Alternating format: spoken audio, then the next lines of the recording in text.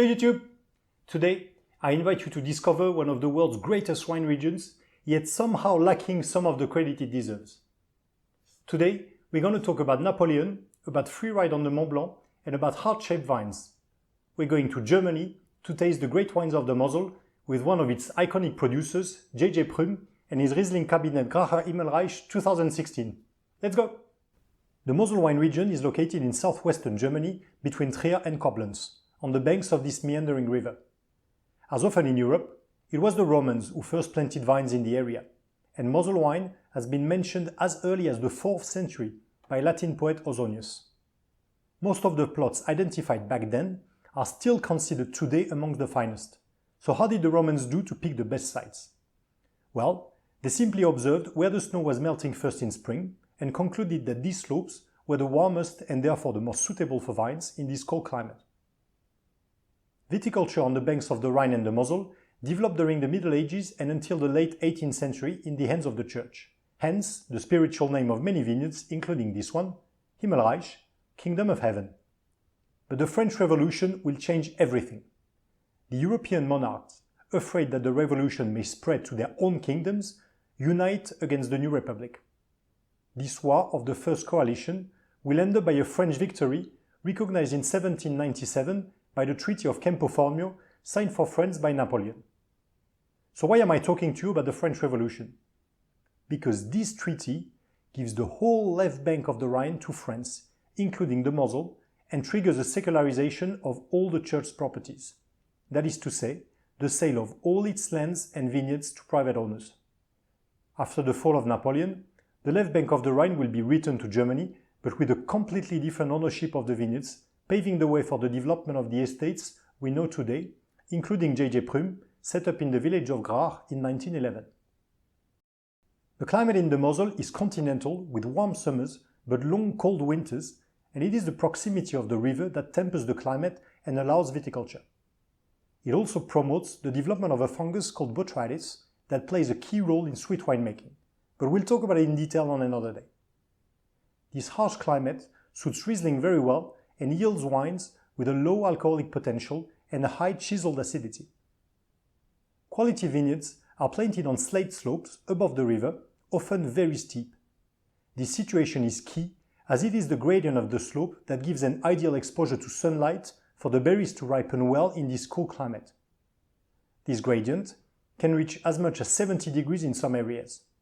In the fractured slate, the roots dig deep to find water and minerals, and the vines require special care. This topography allows a long ripening cycle, producing a unique balance and great aromatic finesse with a distinctive mineral backbone. You have to realize what a 70-degree gradient truly represents. These are the steepest slopes taken by extreme freeriders like here in the Massif du Mont-Blanc. 70 degrees is the inclination of the Eiffel Tower. That is to say what a prowess it is to work and harvest these vineyards and the dedication of the vintners looking after them. On these very steep slopes, where space is scarce, vines are planted in high density and trained on a single pole. They are also pruned in a unique way, with 2 canes bent in the shape of a heart. This beautiful look allows to control the vine's vigor and optimize yields and quality.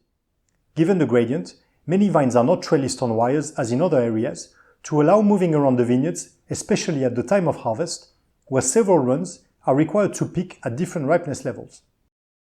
For me, Riesling is the special one amongst wide varieties, because it has a truly unique voice. It can express a wide range of nuances and excel in every single one of them. And this is the reason why it is harvested in several runs to produce 2, 3, 4, or even 5 wines from the same vineyard, the same vines, all showing great quality, yet very different from one another.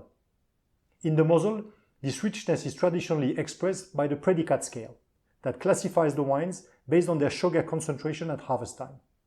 Today, we look into the first level of this classification, the Kabinett. The unique voice that expresses the character of the Mosel and the Graacher Himmelreich is Riesling. Riesling is one of the greatest wide varieties, refined and complex, capable of producing with equal success dry wines and very sweet ones. It is a wonderful instrument to express the minerality of the best terroirs, yet always keeping its signature aromas. In the glass, It comes through with subtle notes of lime, kiwi and white pear with a saline impression in the finish.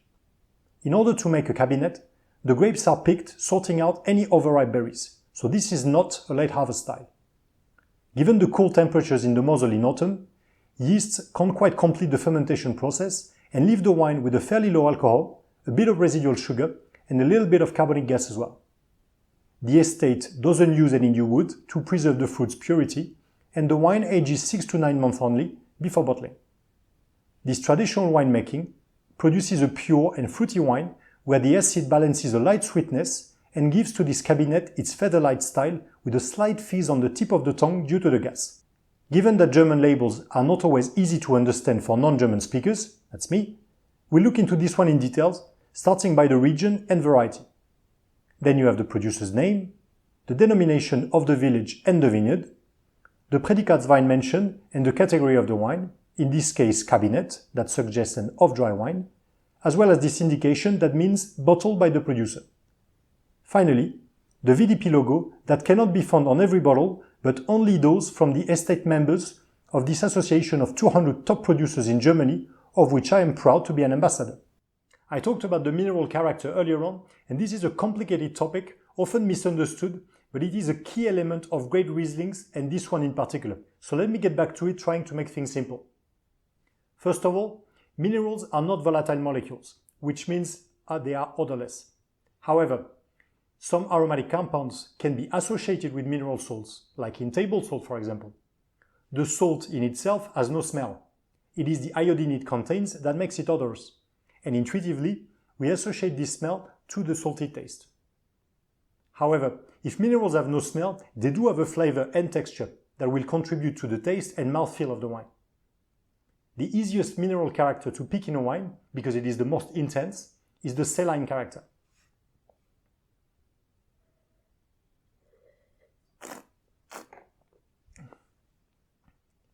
We can find it here in the finish, giving complexity to the wine. It also gives an impression of purity that signs a great terroir. In the world of wine, minerality can only be found in wines produced on live soils, where the plant can absorb and assimilate these minerals. That is to say, vineyards managed in an environmentally friendly way. This is why the mineral character is a quality marker sought after by all great winemakers. The watery lemon green color of this 2016 Kabinett unveils a very pure fruit of lime, kiwi and pear. Fairly low in alcohol, it reveals a very slight fizz and a chiseled acidity on the palate, balancing the touch of residual sugar and giving the wine its subtle and feather-light mouthfeel, lingering in a saline finish. I suggest you to serve it around 12 to 14 degrees, to pair with a gravlax salmon, mango and crab salad or some sashimis. And its racy character combined with a moderate alcohol makes it the ideal wine for brunch. While it is capable of aging for a longer period, I would rather enjoy it over the next 5-7 years while it is still on the fruit, and this Kabinett costs about 25 euros. Created in 1911, the estate is now run by Manfred Prüm and his daughter Katharina, managing 14 hectares of Riesling vineyards in the best terroirs of the Mosel. This figurehead of the region is also one of the world's most sought-after producers, since one of its greatest sweet wines, a Graacher Himmelreich Trockenbeeren Auslese 2005, sold for 10,000 euros a bottle in auction.